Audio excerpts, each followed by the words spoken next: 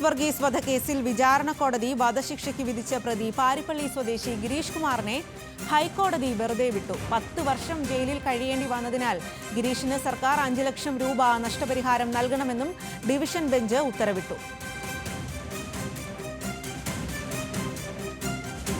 വിവരങ്ങളുമായി കൊച്ചിയിൽ നിന്നും ഷബ്ന സിയാദ് ചേരുന്നു. ഷബ്ന, ഏറെ അപൂർവമായ ഒരു സംഭവമാണ്. ഇപ്പോൾ 10 വർഷം ജയിലിൽ കഴിഞ്ഞ ഒരു പ്രതിയെ ഹൈക്കോടതിയാണ് വെറുതെ വിട്ടിരിക്കുന്നത്. ഇദ്ദേഹം നിരപരാധിയാണ് എന്ന് തെളിഞ്ഞതിന് പിന്നാലെയാണോ ഈ ഒരു നടപടി? സ്വാതി, 2013 ജൂൺ 11 ആലീസ് കൊല്ലപ്പെടുന്നത്. ഒറ്റയ്ക്ക് താമസിച്ചിരുന്ന ആലീസിനെ ആഭരണങ്ങൾ കൈവശപ്പെടുത്തുന്നതിനായി വീട്ടിൽ അതിക്രമിച്ചു കയറി കൊലപ്പെടുത്തി എന്നതായിരുന്നു പ്രോസിക്യൂഷൻ കേസ്. എന്നാൽ പ്രോസിക്യൂഷൻ ഹാജരാക്കിയ തെളിവുകളൊന്നും നിയമപരമായി നിലനിൽക്കുന്നതല്ല എന്ന് ചൂണ്ടിക്കാണിച്ചാണ് ഹൈക്കോടതി ഇപ്പോൾ ഈ പ്രതിയെ വെറുതെ വിട്ടിട്ടുള്ളത്.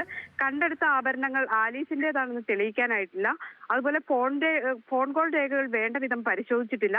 ആലീസിനെ അവസാനം കണ്ടവരെ വിസ്തരിക്കുകയോ സംഭവ സ്ഥലത്ത് കണ്ട കത്തി ശാസ്ത്രീയമായി പരിശോധിക്കുകയോ ചെയ്തിട്ടില്ല എന്ന് ഹൈക്കോടതി കണ്ടെത്തി.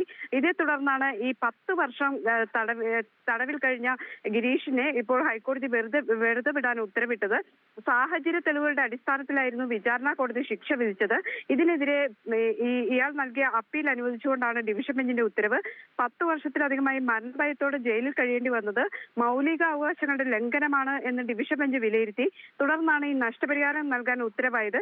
നഷ്ടപരിഹാരം ഉടൻ തന്നെ കൈമാറണമെന്നും കൈമാറിയില്ലെങ്കിൽ പലിശ സഹിതം നൽകേണ്ടി വരുമെന്നും കോടതി വ്യക്തമാക്കിയിട്ടുണ്ട്.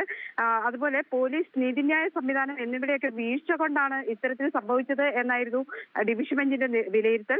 തുക 3 മാസത്തിനകം സർക്കാർ കൈമാറണം, വൈകിയാൽ 9% പലിശ നൽകണം എന്നാണ് ഇപ്പോൾ നിർദ്ദേശിച്ചിട്ടുള്ളത്.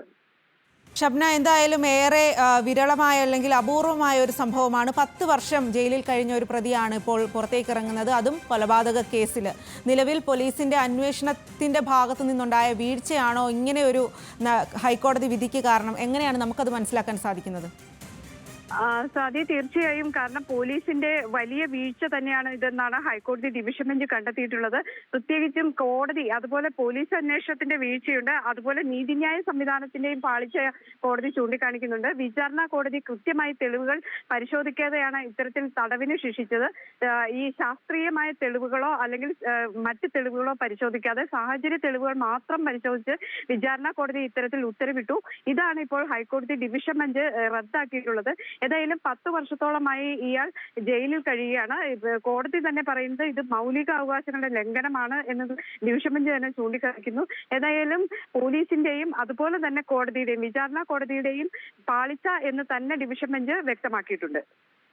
കുണ്ടറ ആലീസ് വർഗീസ് വധക്കേസിൽ വിചാരണ കോടതി വധശിക്ഷയ്ക്ക് വിധിച്ച പ്രതി പാരിപ്പള്ളി സ്വദേശി ഗിരീഷ് കുമാറിനെയാണ് ഹൈക്കോടതി വെറുതെ വിട്ടിരിക്കുന്നത്. 10 വർഷം ജയിലിൽ കഴിയേണ്ടി വന്നതിനാൽ ഗിരീഷിന് സർക്കാർ 5 ലക്ഷം രൂപ നഷ്ടപരിഹാരം നൽകണമെന്നും ഡിവിഷൻ ബെഞ്ച് ഉത്തരവിട്ടിരിക്കുകയാണ്. ഏറെ അപൂർവമായ ഒരു സംഭവം തന്നെയാണിത്. ആ വിവരങ്ങളാണ് കൊച്ചിയിൽ നിന്ന് ഷബ്ന സിയാദ് നൽകിയത്.